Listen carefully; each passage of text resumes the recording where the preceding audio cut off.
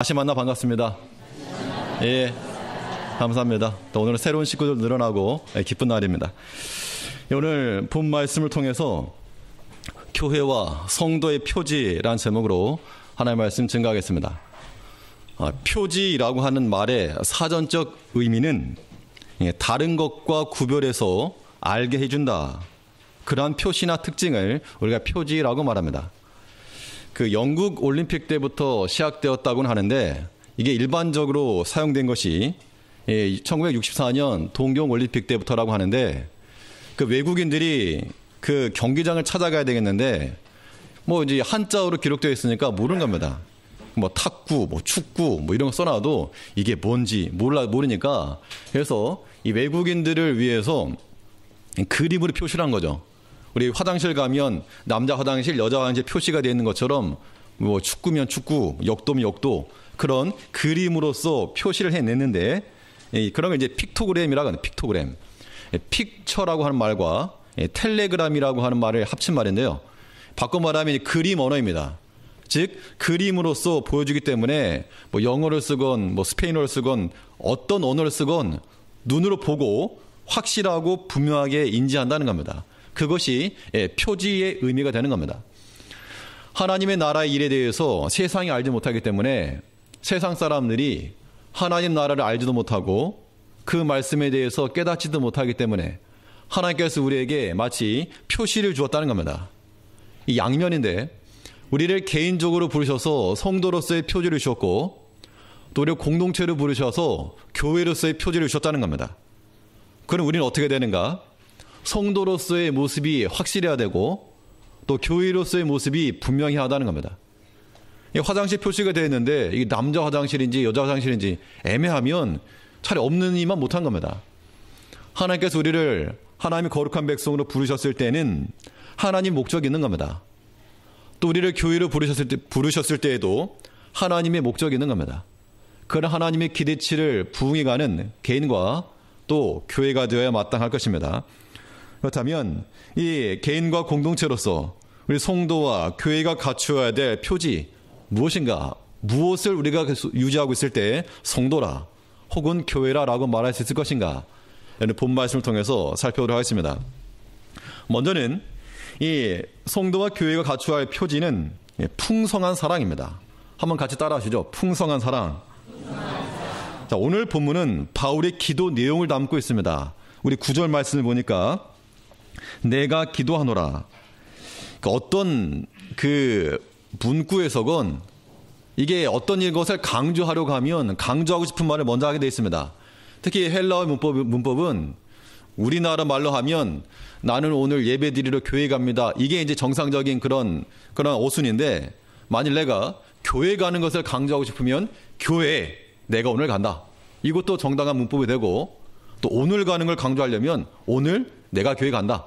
아무튼 강조하고 싶은 것을 먼저 말하는 습성이 있습니다. 일반적으로는 내가 이러한 것을 기도한다 라고 하는 것이 우리가 볼 때는 맞는 것인데 여기서는 내가 너희를 위해서 지금 기도하고 있다. 바울이 빌립보 교회를 향해서 내가 너희를 위해서 기도하고 있다 라고 하는 것을 먼저 전한 겁니다. 대부분은 이 본문을 통해서 바울의 기도라고 하는 관점을 가지고 살펴보지만 오늘은 조금 그 한 단계를 좀 들어가 보자는 겁니다. 바울이 왜 기도했겠는가? 바울이 기도한 목적은 그 빌립보 교회가 처했던 문제들이 있었죠. 어떤 현실적인 문제가 있었는가 하면 분열이라고 하는 하나 되지 못하고 서로 다툼, 갈등이라고 하는 것이 그 교회 내에 있었다는 겁니다. 그 문제에 대한 해결책으로서 그 문제를 봉합하기 위한 목적을 가지고 지금 바울 사도가 기도하고 있다는 겁니다.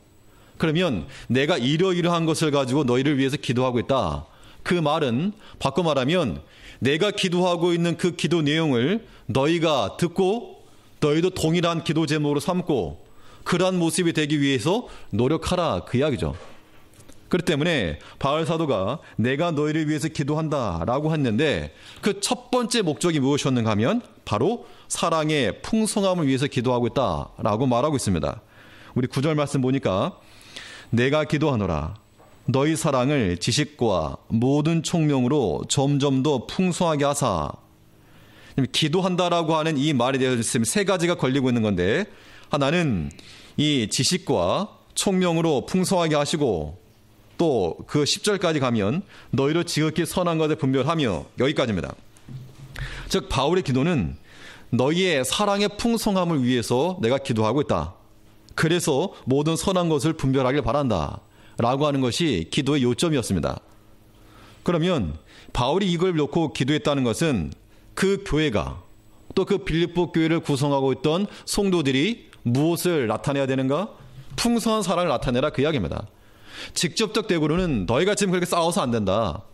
하나님의 교회에 그리스도 교회에 그런 갈등과 다툼이 있어도 되겠는가? 직접적으로 말은 하지 않았지만 내가 너희를 위해서 사랑에 풍성하기 위해서 내가 기도한다. 이 말은 그 어간 속에 그 문장 속에 담겨있는 그 말은 너희 그래서 안 된다. 너희 자신 현재 그런 모습 옳지 않다. 다툼과 갈등과 미움과 반목 그것에서 이제 멈추고 더욱 사랑의 풍성함 가운데 나가야 된다. 이것이 성도의 표지요 또한 교회로서의 정당한 모습이다라고 하는 것을 말하고 있는 겁니다. 그럼 사랑이 어떻게 풍성해질 것인가?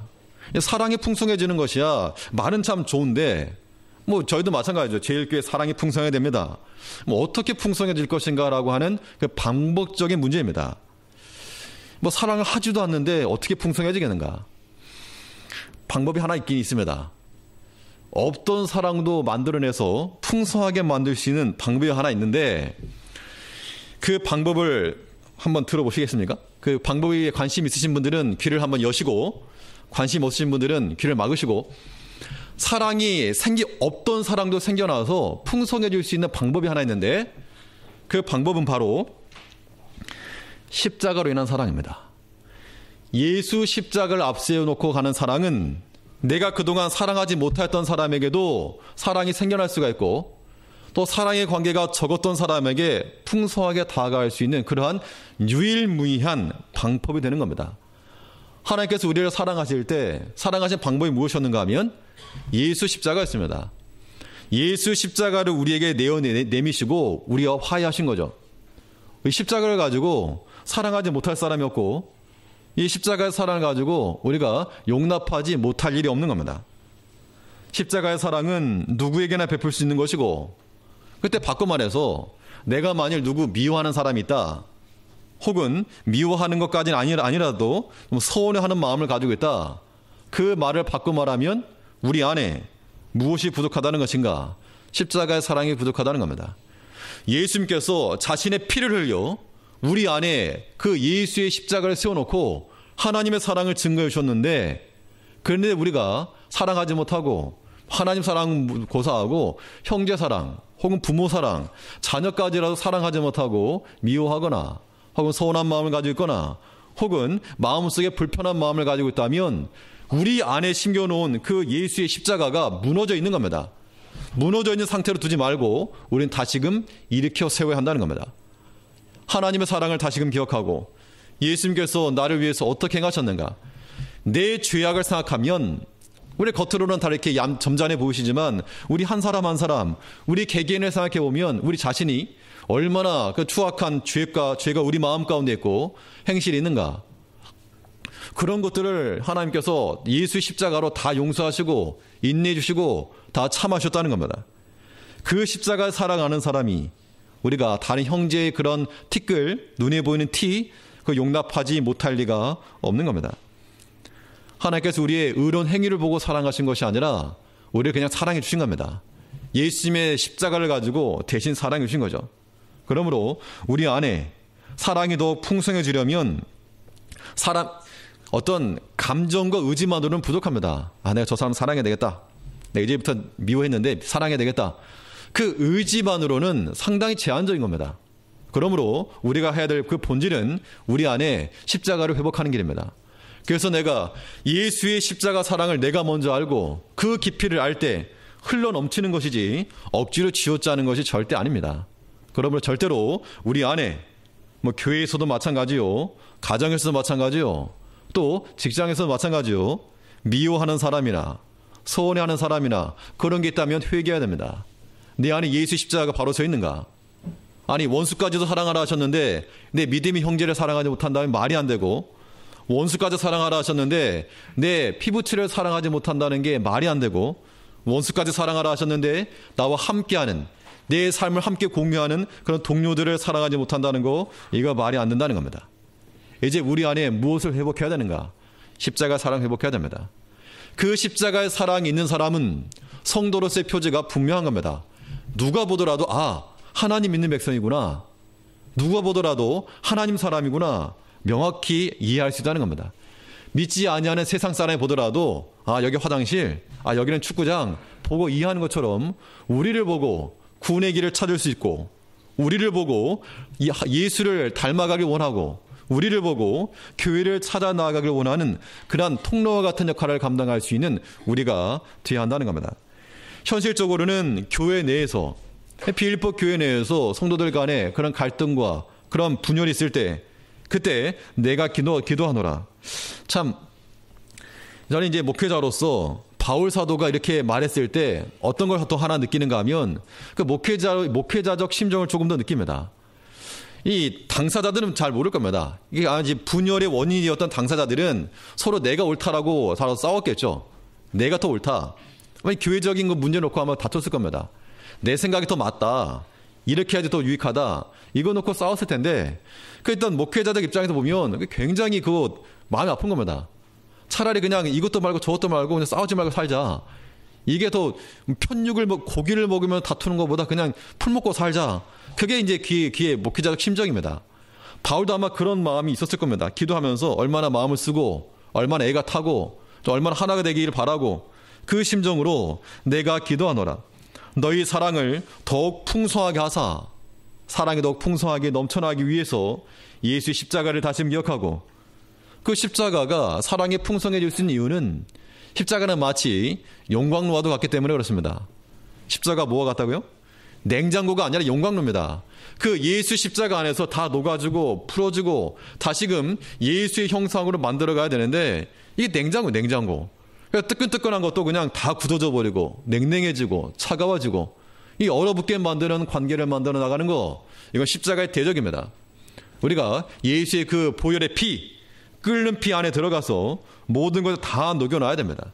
인간적인 생각들, 소원함, 그게 뭐라고, 그거 다 내려놓고, 조금 미워하는 마음, 그거 정말 중요한 거 아니라는 겁니다. 그거 좀 내려놓고, 그런 것들, 세상적인 것, 육에 속한 것, 혹은 내 자신의 자존심, 이런 것 좀 내려놓고, 이거 우리가 주 앞에 나가야 됩니다. 그래야 소망이 있지, 그렇지 않으면 우리에게 소망이 없는 겁니다. 우리가 주를 사랑하고 나아갈 때, 사랑하는 것이 유익한가, 아니면 이 싸우는 것이 유익한가, 이거 봐야 됩니다. 우리 안에 예수의 십자가, 예수님의 사랑 방식이죠. 예수님께서 어떻게 사랑하셨는가, 십자가로 사랑하신 겁니다. 그러므로 그 십자가 사랑을 통하여서 넘치는 개인과 또 교회로서의 풍성한 교회가 돼야 됩니다. 사랑이 그냥 퍽 터지는 거죠. 예, 사랑이 터진다라고 하는 걸 생각할 때, 저 개인적으로 음식 중에 미더덕 있지 않습니까? 미더덕을 입에 넣고 씹으면 턱 터질 때, 그때 그런 걸 많이 느낍니다. 뜨거운 거 씹으면 입장장 되니까 좀 식혔다가 입에서 좀 살살살 돌렸다가, 너무 큰 건 징그러서 못 씹겠고, 턱 씹으면 그냥 턱 터지는데, 그 느낌이 참 저는 개인적으로 즐겁습니다. 사랑이 마찬가지로 터진다라고 하는 것도, 우리 각자의 성도 간의 사랑이 터져서 나로 인하여서 다른 사람, 누가 될지 모릅니다. 어떤 사람이 그 사랑을 보고 그 모습을 보고 변화될지, 감동함을 받을지 모른다는 겁니다. 우리가 CCTV를 달아놓고 저 사람 뭐 하나 지켜보진 않지만, 왔다 갔다 하면서 한 모습 한 모습 다 지켜본다는 겁니다. 하나님께서 우리 모든 걸 다 보시고, 그래서 마치 미더덕처럼 폭 터져서 모든 사람에게 예수의 사랑을 증가하고 예수 십자가를 나타낼 수 있는, 사랑이 풍성해질 수 있는 그러한 개인이 되기를 소망하고, 그러한 교회가 되기를 우리가 힘을 써야 될 것입니다. 예수의 십자가를 가지고 그 풍성한 사랑을 나타내야 되겠는데, 방법적으로는 십자가의 사랑인데, 오늘 본문에서는 무엇을 말하고 있는가 하면, 사랑이 풍성해질 수 있는 방법 가운데 하나로서 지식과 총명을 말하고 있습니다. 우리 9절 말씀 다시 보시면, 내가 기도하노라. 너희 사랑을 지식과 모든 총명으로 점점 더 풍성하게 하사.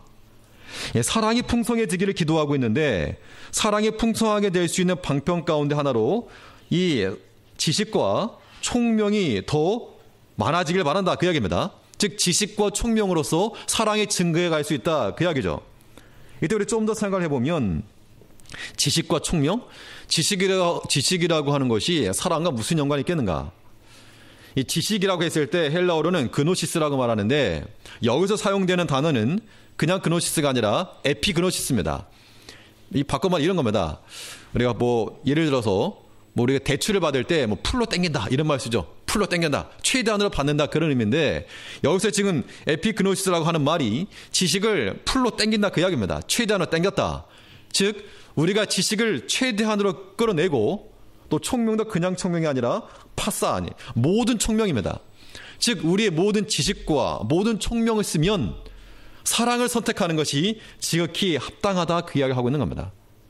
우리가 분별력이 없고 알지 못하기 때문에 이것이 장차 어떻게 될 것인지 알지 못하기 때문에 그렇지, 우리가 조금만 더 생각을 해서 사랑하는 것이 유익한가?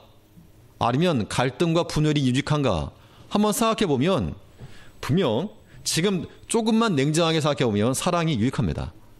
그렇지 않고 우리가 갈등하고 자기 주장하는 것은 여전히 내가 힘이 있다, 내가 옳다, 나도 할 수 있다. 그 마치 누구와 같은가 하면요, 북한 김정은과 똑같은 겁니다. 자기 미사일 몇 발 쏜다고 나도 쏜다, 미국과 한번 맞짱 뜨자.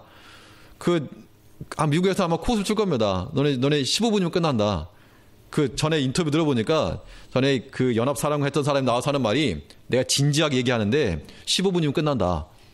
아마 허는 아닐 것 같고, 근데 이제 계속해서 한번 붙어보자.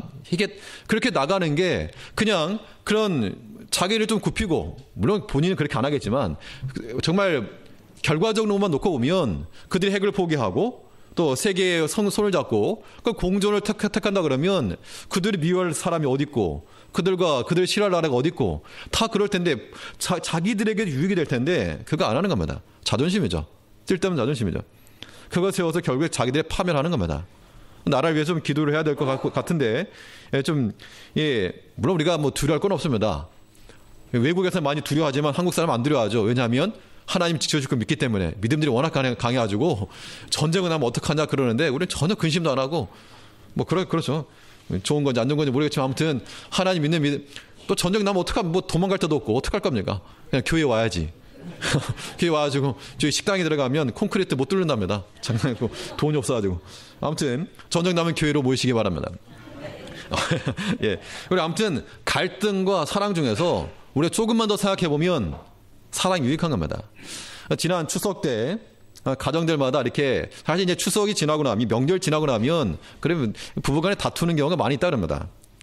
사실 그런 게 없으면 차라리 그냥 명절이 없으면 좋겠다 뭐 그런 생각도 들기도 하는데 뭐 그런 거 없앨 수는 없고 우리가 그런 일을 당할 때 갈등이 일어날 수 있죠. 뭐 식구들과의 관계라든가 부모와의 관계에서 갈등이 일어날 수 있습니다. 근데 갈등이라고 하는 것이 자기 자존심을 세우기 때문에 갈등이 일어나는 겁니다. 그런데 물론 이제 그거를 뭐 쉽게 말할 수 없지만 그거 내려놓고 그냥 사랑으로 화합하면 다 좋거든요. 그런데 그냥 하다가 뭐 서로 이제 다투기도 하고 서로 집도 나가고 이제 이래버리면 이게 한동안 어려움이 있는 겁니다. 우리 제일교회에 계신 이런 우리 부모님들은 자녀들에게 온전한 쿨한 부모님들이 되어가지고 자녀들에게 자유를 줘야 됩니다. 그래야지만이 내 사랑하는 아들들이 피곤하지 않은 겁니다. 이렇게 며느리 잡아봐야 아들들 고생이거든요. 그러니까 그냥 정말 며느리들에게 잘 대해줘야지 내 사랑하는 아들 잘 배굶지 않고 산다 생각하시고 자녀들은 부모님 정말 존중하고 존경하고 힘들어도 잘 모시고자 하는 마음을 가져야 됩니다. 맞짱 뜨려고 하지 말고 살아계실 때 충성한다. 그런 마음을 하나님 섬긴다는 심정으로 부모님 섬기면 하나님 은혜가 주어주는 겁니다. 또 그걸 자녀들이 본받기 때문에 그걸 가르쳐야 됩니다. 아무튼 사랑하는 거하고 갈등하는 거하고 두 개 놓고 비교해보면 지금 당장은 그냥 내가 한마디 해 붙이는 것이 속 편하죠. 속 시원하고 아이 속 시원하다. 다 해버릴까? 쏴 붙여버릴까? 그동안 내가 몇십 년 동안 참아왔던 그냥 한번 뒤집어 봐? 그런 마음을 가지고 해봐야 하면 자기만 손해입니다. 자기만 손해. 뭐 해보신 분도 계실지 모르겠지만 해서 유익한 게 뭐가 있습니까? 없죠. 그냥 사랑. 그러니까 사랑이 풍성해지기 위해서는 뭐가 필요한 겁니까? 지식이 필요한 거죠. 지식을 풀로 땡겨야 됩니다. 그러니까 낮은 수준 말고 그러니까 이 초보적인 수준 말고 풀로 땡기고 모든 총명을 가지고 나가면 결론 하나입니다. 사랑하는 게 내게 유익이다. 사랑하는 게 내게 또 경제적으로 유익이고 물질적으로 손해 안 나고 다투고 싸우다가 막 집어 던져 깨져봐야 또 사야 되니까 경제적으로 마찬가지고 또 자녀들에게도 이거 유익이 안 되는 거죠. 똑같이 보고 배웁니다. 보고 배우는 거예요. 안 보는 것 같아도. 그러므로 우리가 모든 지식과 총명을 써서 더욱 사랑해야 됩니다.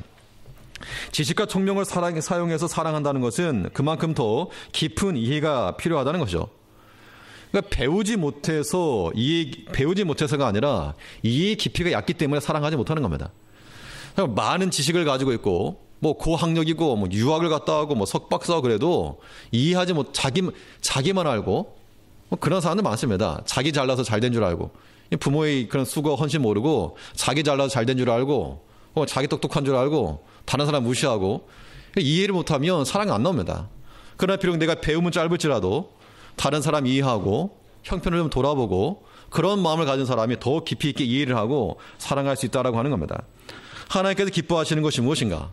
우리가 성도로서 또 교회로서 갖추어야 될 표지라고 하는 것은 풍성한 사랑입니다. 예수 십자가를 우리 몸에 품을 것이요. 또 우리가 다른 사람 더 깊이 있게 이해를 하고 모든 지식과 총명으로 좀 알아가는 모습이 필요합니다. 그 사람에 대해서 우리가 이해하지 못할 때는 이해가 안 되니까 사랑이 안 되는데 이해를 하게 되면 용납이 되고 이해가 되는 겁니다. 아, 그런 사정이 있었구나. 그런 내막이 있었구나. 그걸 알면서도 미워하거나 그렇게 판단할 사람 없는 겁니다. 아, 그런 일이 있었어. 그런 걸 알게 되면 그동안 내가 그렇게 마음 가졌던 것을 미안하게 생각할 때가 있을 거라고 하는 겁니다. 그러므로 우리가 우리 마음 가운데 사랑의 마음이 들어오지 않으면 좀 더 이해하고 좀 더 알아주고 좀 더 기대해 줄 수 있는 그런 마음의 여유가 필요한 겁니다. 우리가 보통 하는 말 가운데 하나가 저 사람은 하나는 알고 둘은 모른다 이런 말이 있죠. 하나는 알고 둘은 모른다.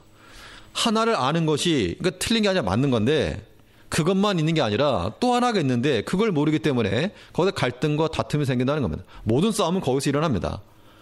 교회도 마찬가지로 우리가 하나만 알고 둘을 알지 못하면 하나만 아는 사람은 정죄하고 비난하고 정의를 외치게 되어 있습니다. 보통 이제 다 그렇지 않지만 뭐 젊은 세대들 뭐 예전 무슨 운동권 했다고 하거나 근데 그 사람들이 이제는 이제 기성세대가 되어가면서 또 다른 면 하나가 아니고 또 두 가지 면을 또 이해하게 되면서 폭이 넓어질 것인데 하나만 알기 때문에 저거 잘못되었다. 이거 정죄하고 비난하고 그러나 그것만이 아니라 또 다른 것이 있다는 걸 봐야 됩니다. 그걸 보려면 지식이 있어야 되겠죠.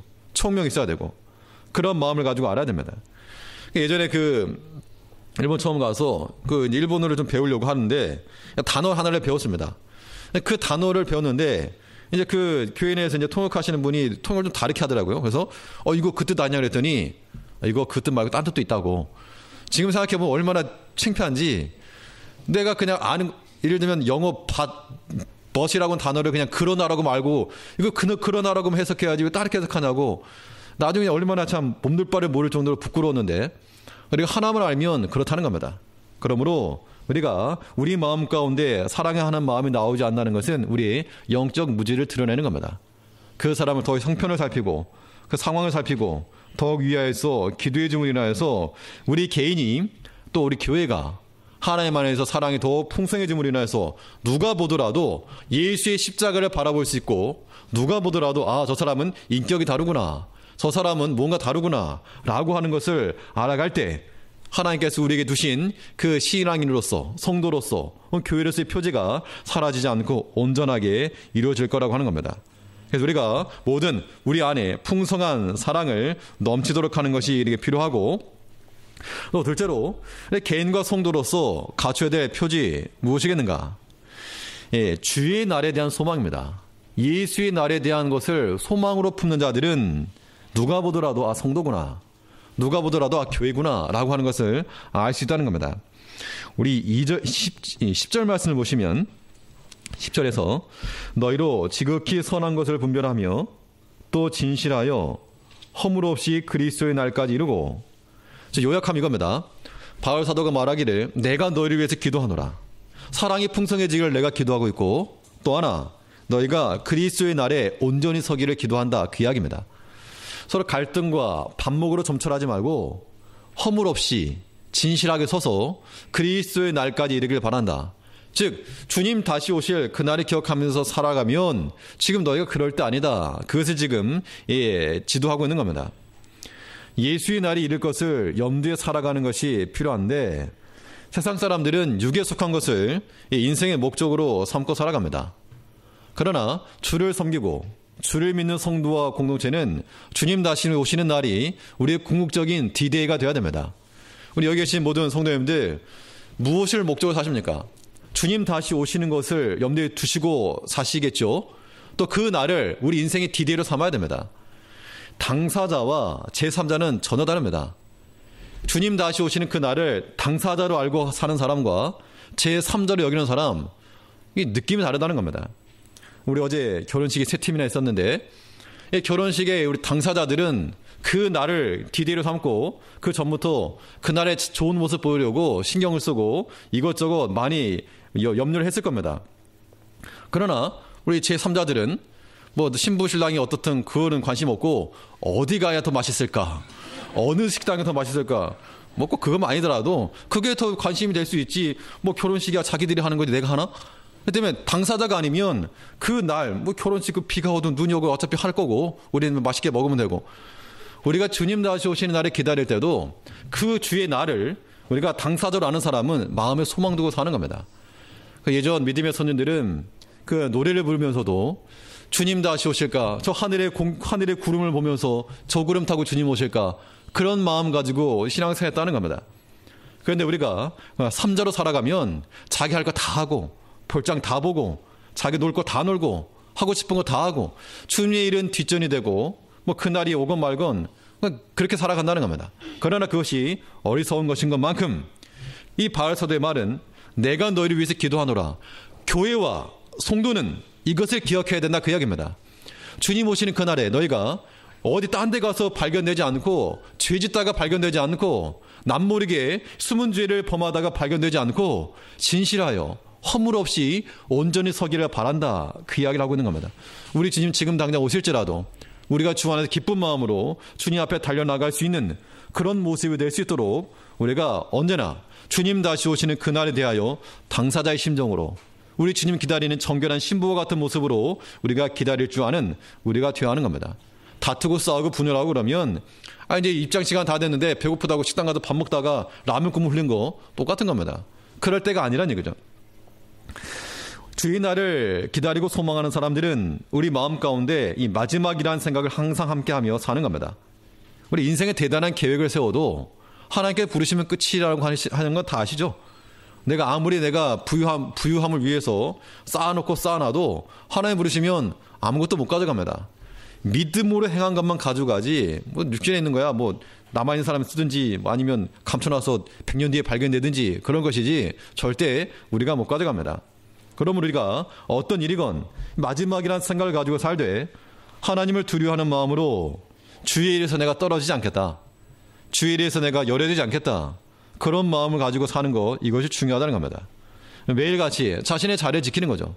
여기 자신의 자리를 지키고 또 자기 자리를 정리한다는 심정을 가지고 마지막이다라고 하는 것을 생각하는 사람은 이 자세가 다른 겁니다. 마지막을 생각하며 사는 사람들 세상 것에 대해서 과도한 미련이나 욕심을 내려놓을 수 있는 겁니다. 세상의 것은 하나님 허락하시는 동안만 잠시만 사용하는 겁니다. 물질도 그러하고 우리 가족도 그러하고 뭐 자녀도 마찬가지고 우리의 지금 모든 것도 하나님께서 허락하시는 동안만 쓰는 거지 그 이상은 아닙니다. 그래서 이 고린도전서에서는 세상의 것에 대해서 어떤 자세를 가질 것인가 라고 말할 때 이 세상 물건을 쓰는 자들은 다 쓰지 못하는 자가 차라. 뭐 어제 뭐 뷔페 갔다가 한 몇 접시 먹고 나와야지 그 아깝다고 계속 앉아 계시면 없으시죠. 읽다가 먹고 그냥 배부르면 나오는 겁니다. 마치 세상의 것이 그와 같은 겁니다.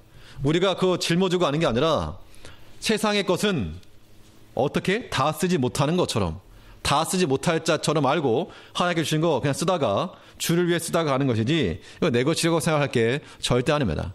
하나님이 약속의 말씀만 내 것이요 나머지 것은 내 것이 아니고 하나님의 것인 줄 알고 이거 하나님의 것 도둑질하지 아니하도록 하나님의 내 것이라고 우겨대지 않도록 오직 주에 대한 소망 주의 날 이룰 것에 대한 그런 기대감 혹은 그 심판대 앞에 섰을 때의 두려움 주님 오시는 것이 한편으로는 소망이 되기도 하지만 또 한편 우리에게는 두려움이 돼야 됩니다. 그래야지 두려워야지 하나님 섬기지. 하나님 무서워하지도 않으면 하나님 우리가 뭐 꿀밤 주고 그래 살아가면 우리가 마음대로 행하겠죠. 그리스도의 날에 허물 없이 설 때까지 10절 말씀 다시 보시면 너희로 지극히 선한 것을 분별하며 또 진실하여 허물 없이 그리스도의 날까지 이르고 우리 주님 다시 오시겠다 약속하신 그 날들이 점점 가까이 오고 있는 것이 분명해 보입니다. 이제 우리가 복이 있다면 우리 생전에 누가복음에 보면 시므온이라는 사람이 성령의 감동하심을 받아서 메시아 즉 예수께서 오시는 것을 내가 볼 때까지 내가 죽지 아니하리라 그 감동을 받았는데 그가 이 구육간에 태어나신 예수님을 보고 하는 말이 이제 주의 종으로 하여금 편히 눈을 감게 하시는도다. 우리 눈이 많이 복이 있다면 주님 다시 오시는 것을 목격한다면 정말 그 스펙타클한 영화를 저리 가라 하겠죠.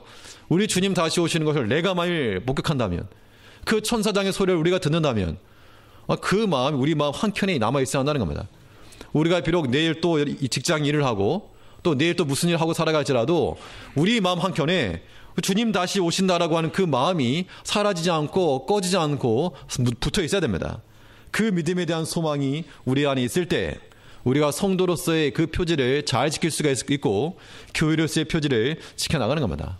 우리가 어떤 물질이 있다고 육신의 것 뭐 하려고 할 게 아니라 하나님께 주시는 대로 주의 일을 하다가 가는 겁니다. 그런 마음, 주의 날에 대한 소망이 우리 가운데 있어야 될 것이고 마지막으로 성도와 교회로서 어떤 표지를 우리가 가지고 살아가야 되겠는가? 예수로 말미암은 열매가 우리 가운데 있어야 됩니다. 열매들. 그 열매가 어떤 열매인가 하면 누구로 말미암은 열매입니까? 예수로 말미암은 열매입니다. 즉 우리가 누구를 닮아가야 될 것을 말하고 있는가 하면 예수를 닮아갈 것을 말하고 있는 겁니다. 내가 기도하노라 너희 안에 사랑이 풍성해지길 바라고 그리스도의 날이 이르길 바라고 또 너희 안에 의의 열매가 가득하게 바란다. 그 의의 열매라고 하는 것은 너희 안에서부터 나오는 것이 아니라 예수 안에서 나오는 것이다. 그러면 너희가 예수를 닮아가고 예수 인격을 따라가고 예수의 마음을 좇으라. 그 이야기를 하고 있는 겁니다. 우리 11절 말씀에서 예수 그리스도로 말미암아 의의 열매 가득하여 하나님의 영광과 찬송이 되게 하시기를 구하노라. 그렇기 때문에 너희가 예수를 닮아 그 안에서 예수로 말미암은 열매를 만들어내라. 이것이 너희가 갖추어야 될 일이요 또한 그 교회가 회복해야 될 본질이다. 그 이야기를 하고 있는 겁니다. 빌립보 2장 5절에서는 이 빌립보에서 가장 유명한 구절로 잘 알 수 있는 말씀이죠. 빌립보 2장 5절에 무엇이 있습니까? 너희 안에 이 마음을 품으라 곧 그리스도 예수의 마음이니. 계속해서 그 말을 하고 있는 겁니다. 이 빌립보서를 통해서 너희가 분열해서 안 된다, 다쳐서 안 된다, 갈등해서 안 된다, 유대와 순두교가 서로 싸우지 마라, 한 마음 유지해라. 그렇기 위해서는 너희가 예수의 마음 품어야 된다, 예수 인격을 닮아가야 된다. 거기서부터 열매들이 맺힐 때 우리가 함께 성도로서 교회로서의 표지를 잘 이루어갈 수 있다. 그 이야기입니다. 우리가 나에게서 사랑의 열매가 나오려면 우리가 예수의 사랑을 닮아가야 됩니다. 섬김의 열매가 나오려면 예수님께서 제자들의 발을 씻기신 것과 같은 그러한 섬김의 모습이 있어야 한다는 겁니다. 그래서 우리가 주의 성품, 이 신의 성품에 참여하는 자들이 될 때 그때 예수로 말미암아 의의 열매가 풍성해지는 겁니다. 예수 그리스도로 말미암아 의의 열매가 가득하여 하나님의 영광과 찬송이 되게 하시기를 구하노라. 의의 열매 가득한, 열매로 가득한 그런 인생이 되어야 됩니다. 예수의 마음을 닮아가지 않으면 예수를 일어난 열매도 없습니다. 그럼 우리는 우리 눈과 귀가 항상 주를 주목해야 됩니다. 악한 자의 귀는 악한 자의 속삭임만 임하는 겁니다. 소곤소곤. 똑같은 말을 들어도 악한 말, 죄를 짓는 말을 듣게 돼 있고 또 악한 자의 눈은 똑같은 걸 보아도 악한 것, 죄를 짓는 걸 본다는 겁니다. 그러나 하나님을 사랑하는 자들은 들어도 하나님 음성을 듣게 되어 있고 보아도 하나님이 기뻐하시는 것을 보게 되어 있습니다. 예수를 닮아가는 인격이 마치 그와 같은 것이므로 우리가 예수를 닮아 좋은 믿음의 열매들을 맺혀나가야 됩니다. 신의 성품에 무엇이 있습니까? 베드로서에 보면 신의 성품에 참여하는 자가 되라 했는데 믿음의 덕의 지식의 절제를, 절제 인내를, 인내의 경건을, 경건의 형제의 우애를, 형제의 우애의 사랑을 공급하라. 이런 것이 너의 풍성해야 된다. 그 이야기입니다. 따로따로가 아니라 예수를 닮아갈 때 사랑이 나오는 것이고 믿음이 나오는 것이고 절제가 나오는 것이고 한다는 겁니다. 그런 열매가 우리 가운데 풍성해져야 됩니다. 지난주 월요일에 밤을 주스러 갔다가 담들이 한번 다 훑고 지나가지고 없었는데 우리 같이 가졌던 우리 장로님께서 김 장로님께서 어디 가지고 이따만 굵은 놈을 가지고 주워가지고 하도 안 내려오시길래 전화를 했더니 나중에 들어보니까 정말 큰 걸 가져오셨는데 이걸 보고 내가 어떻게 내려가냐고 이런 게 있는데 어떻게 내려가냐고 그럼 다시 한번 올라갑시다 해가지고 같이 좀 줍다가 또 저한테 전화가 오더라고요. 왜 안 내려오냐고. 네. 그 예수 아는 재미, 예수를 닮아가는 재미를 아는 사람은 그거 못 벗어나. 다 세상적인 것도 재미가 있는 건 분명한데요. 우리 죄를 짓는 것도 한편으로는 재미가 있죠. 그러나 말씀 안에서 하나님을 닮아가는 재미, 주 안에서 은혜를 얻는 재미, 하나님 말씀의 그 기쁨을 안다는 거, 이건 비교할 수 없는 겁니다. 하다못해 왕관보다 더 큰 거기 때문에 그거 내가 어떻게 내려가느냐. 다른 세상의 것 줘도 안 받는다. 큰 거 보니까 작은 거는 그냥 밤 같지도 않아서 그냥 줍지도 않고 버리고 왔는데 우리가 하나님을 아는 재미를 아는 사람들 거기 더 들어가는 겁니다. 위로. 제가 그날 뭘 느꼈는가 하면 가끔 뉴스에서 고기잡이 배가 북한 넘어가는 거, 좀 이러다 북한 넘어가는구나. 춥다.